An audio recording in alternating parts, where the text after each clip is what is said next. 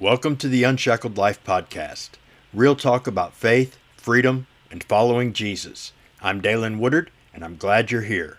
Whether you've been walking with Jesus for years or you're just trying to figure out what's real in a noisy world, this space is for honest conversation, raw reflection, and truth that sets us free. Let's get into today's episode. Imagine, if you will, unfortunately it's not too hard to imagine, a bug getting out of a lab. And when I say bug, I mean something you need an electron microscope to see. And suddenly, they're not exactly sure, even though we created the stupid thing, exactly how's this thing being transmitted and exactly what is going on. And we have zero clue as to how to stop it. All we know is that if you get this thing, a spot appears somewhere on your skin, and then it turns into something that is rotting and decaying on you, and you begin to look a little bit like a zombie in the progression of decay. It stinks. It eats away at you. It slowly or quickly spreads. There seems to be no rhyme or reason, but some people seem to become susceptible quickly and some people more slowly, but it always progresses. It always begins to eat away at you. You lose your nose and your ears and your fingers, but in such a way that it makes leprosy look fun. It's not just your extremities. It slowly starts to cover all of you. And there are things you can do to alleviate it, but sooner or later it always becomes more and more miserable and more painful. And then you die. And it's a 100% guaranteed, once the first spot shows, you are doomed. It's just a question of when. And our best minds get together, and all the knowledge we have is put together, and we come up with some pretty good ways to put a fake covering over so it's not as visible. Good odor deodorants and perfumes and colognes to cover the stench. Change the lighting a little bit so you can't see the bugs beginning to eat away at the decaying flesh. You know, real gross and nasty stuff. Trying to figure out who you can be around and who you can't. How close can you get to somebody before you're going to die because of it? If that happened, I'm just kind of putting my mind on how we reacted to COVID.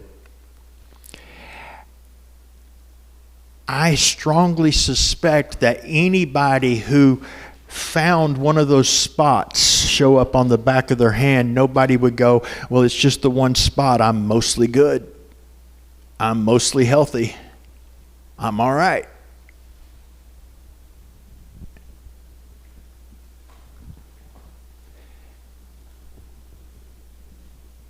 We would be hoping and praying for a cure. We would be devastated at that first spot. And as we saw it progressed, oh no. And now somebody says there's a cure. It's 100% effective. And it will actually regrow what you lost. Sometimes fast, sometimes slow, but the decay stops. And the rest begins to grow back. And you know you're going to live. Better than that, you also know you can stop being a carrier and giving it to other people. That would be awesome. But nobody would treat a blemish like it was no big deal. any more than, I hope you didn't have hay fever at the beginning of COVID, because if you sneezed or coughed, you had better run, right? Nobody wanted to be anywhere near you, and it wasn't even COVID. So any spot would just be, oh no, right? We look at sin as though it's adding a little bit. Okay, it's not a pure white anymore, but it's still a really pretty eggshell white.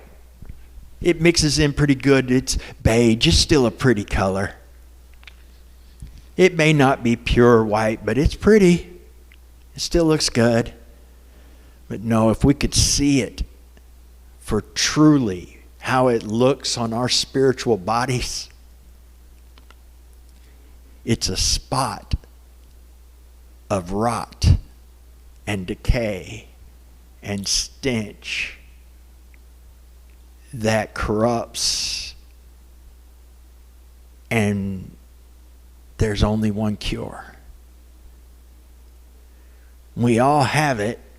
Anytime we fail to live up to perfectly loving God and perfectly loving other people, we get more spots.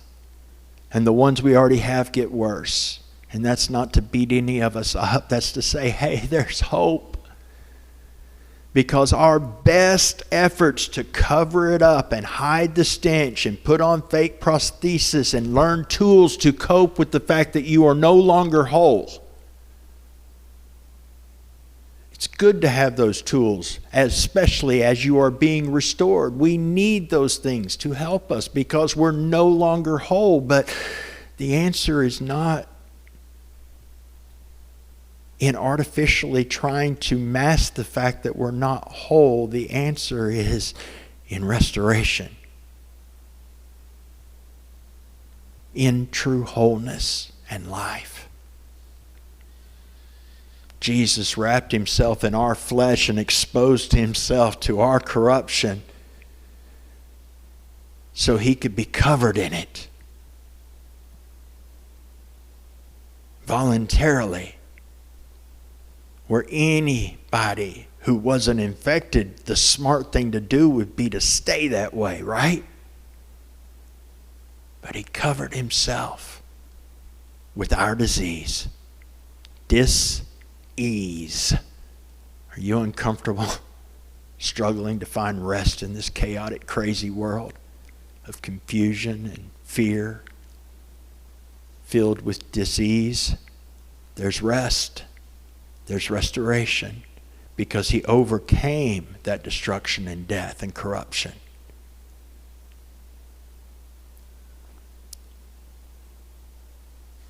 And he is making all things new. And the way you make things new that have been corrupted is you cut away the corruption and then you restore with new. So we all get to choose whether we're going to be a part of what gets restored or if we're going to get a part, or if we're going to be a part of what has to be removed so that the corruption can be gone.